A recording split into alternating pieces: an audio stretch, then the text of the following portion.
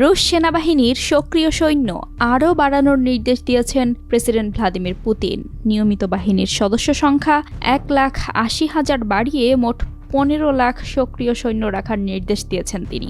এই নির্দেশ বাস্তবায়িত হলে রুশ সেনাবাহিনী বিশ্বের দ্বিতীয় বৃহত্তম সেনাবাহিনী হয়ে উঠবে। বর্তমানে বিশ্বের সবচেয়ে বড় সেনাবাহিনী রয়েছে চীনের। তাহলে কি সেনা সংখ্যা বৃদ্ধির মাধ্যমে সামরিক শক্তিতে চীনের পথেই হাঁটতে যাচ্ছে রাশিয়া?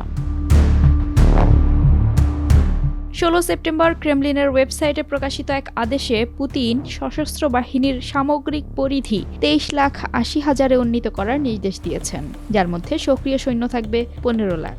একটি শীর্ষস্থানীয় সামরিক think tank international institute for strategic studies এর তথ্য অনুযায়ী সেনা সদস্য বৃদ্ধির ফলে সক্রিয় সেনাবাহিনীর দিক থেকে যুক্তরাষ্ট্র এবং ভারতকে ছাড়িয়ে দ্বিতীয় বৃহত্তম সেনাবাহিনী হবে দেশটির। চীনের পরেই থাকবে রাশিয়ার সেনাবাহিনী। আইআইএসএস আরও জানিয়েছে বেইজিংয়ের 2 মিলিয়নের বেশি সক্রিয় সেনা সদস্য রয়েছে।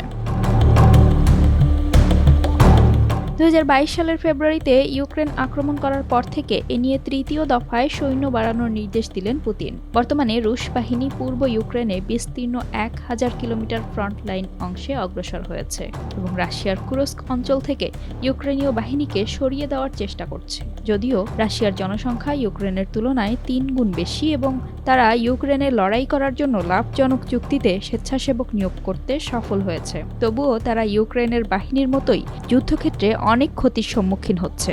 যেহেতু যুদ্ধ শেষের কোনো লক্ষণ এখনও দেখা যাচ্ছে না, দুই পক্ষই তাদের ক্ষতির সঠিক পরিমাণকে সামরিক গোপনীয়তা হিসেবে বিবেচনা করছে।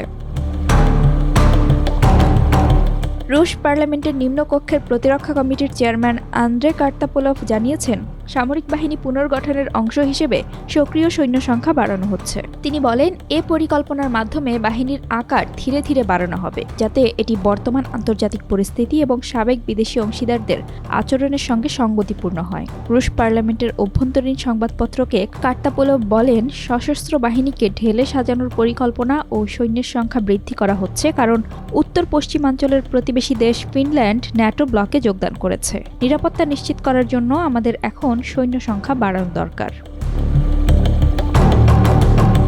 2022 সাল থেকে পুতিন এখন পর্যন্ত দুবার আনুষ্ঠানিকভাবে সেনাবাহিনীর সদস্য সংখ্যা বৃদ্ধির নির্দেশ দিয়েছেন। তার নির্দেশের পর রুশ সেনাবাহিনীতে প্রথমবার 1,37,000 এবং পরের বার 1,70,000 সৈন্য বাড়ানো হয়। 2022 সালের সেপ্টেম্বর ও অক্টোবরে রাশিয়া 3 লাখেরও বেশি সৈন্য মোবিলাইজ বা যুদ্ধের জন্য প্রস্তুত করেছিল, যার ফলে কয়েক হাজার তরুণ সে সময় দেশ ছেড়ে পালিয়ে যেতে বাধ্য হয়েছিলেন। তবে বর্তমানে ক্রেমলিন কোনো নতুন মোবিলাইজেশন পরিকল্পনার কথা না জানালেও বলেছে, ইউক্রেনে লড়াই করার জন্য আগ্রহী স্বেচ্ছাসেবকদের সংখ্যার উপর নির্ভর করেই পরিকল্পনা করা হবে।